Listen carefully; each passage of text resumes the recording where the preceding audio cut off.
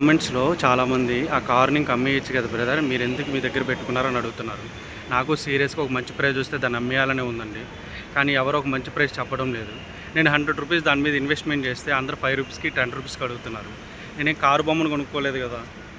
బేరాలాడి అమ్మడానికి. ఒక మంచి ప్రైస్ చెప్పండి అలానే అమ్మేస్తాను. ఎవరైనా తీసుకోవాలని ఇంట్రెస్ట్ ఉన్న వాళ్ళు మాత్రం నా కామెంట్స్ రూపంలో తెలియజేయండి. నేను ఖచ్చితంగా ఇచ్చేస్తాను. బట్ ఒక మంచి బెటర్ రేట్ చెప్పండి.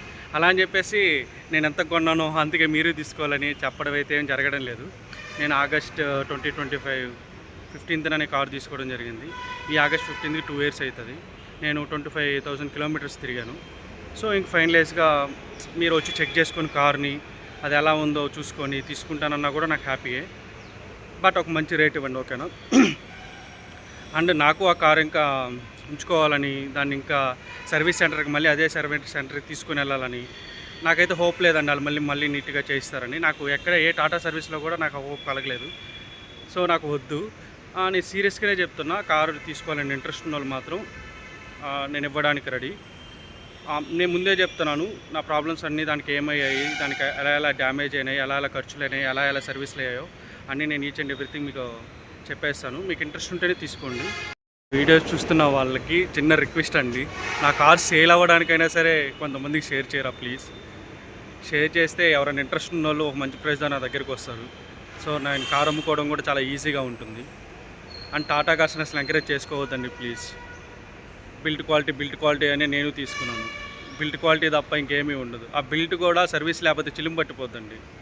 ప్లీజ్ అట్లా అసలు ఎంకరేజ్ చేసుకోవద్దండి.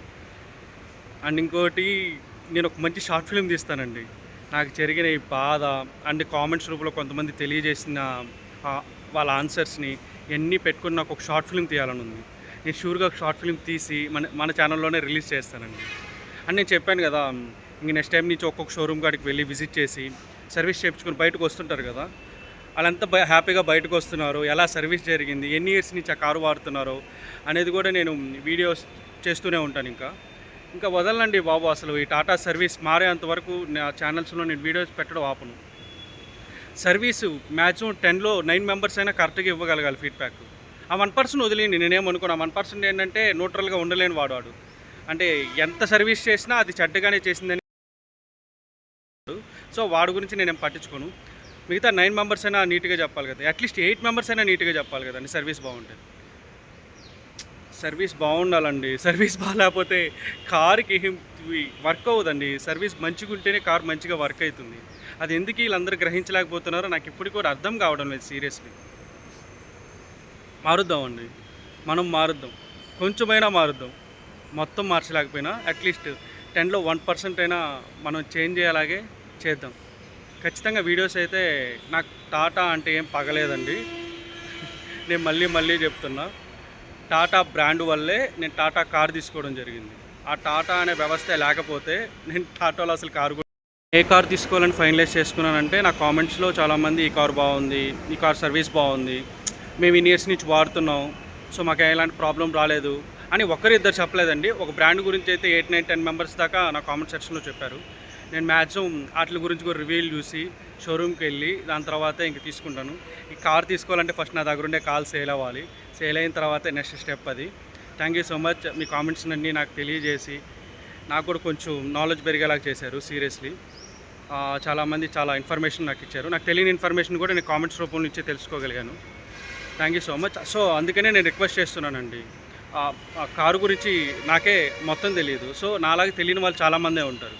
వాళ్ళందరికీ మీరు ఇచ్చే కామెంట్సే చాలా యూజ్ అవుతాయి. అందుకనే నేను మిమ్మల్ని కామెంట్ సెక్షన్ యూజ్ చేసుకోమని చెప్తున్నాను. అలానే ఈ వీడియోని కొంతమందికి షేర్ చేయండి, వాళ్ళకు కూడా యూజ్ అవుతుంది. అండ్ నా కార్ సేల్ కూడా అవుతుంది.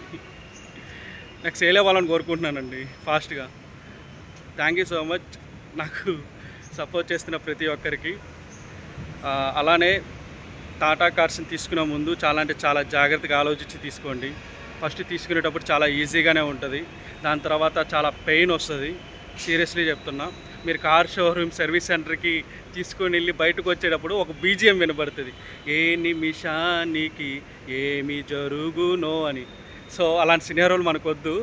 నాకైతే ఇంకా కారు లోపల కూర్చొని సర్వీస్కి వెళ్ళి వచ్చినప్పటి నుంచి నాకు ఆ బీజిఎం వినబడుతుందేమో టాటా సర్వీస్లో. సో మీకు అలాంటివి జరగకూడదు. అలా ఉండకూడదు. నాలాంటి పెయిన్ మీరు ఎవరు అనుభవించకూడదనే కోరుకుంటున్నాను. సో 100 సార్లు కాదు 1000 సార్లు అయినా సరే ఆలోచించే టాటా మోటార్స్లో కార్ తీసుకోండి. బిల్డ్ క్వాలిటీయే కాదు, మనం డ్రైవ్ చేసేటప్పుడు కార్ ఎక్కడ ఆగుతుందో అని కూడా ఆలోచించుకోవాలి. వాళ్ళ సర్వీసే ఫేక్ సర్వీసు. ఆ ఫేక్ సర్వీస్ నమ్మి ఫసక్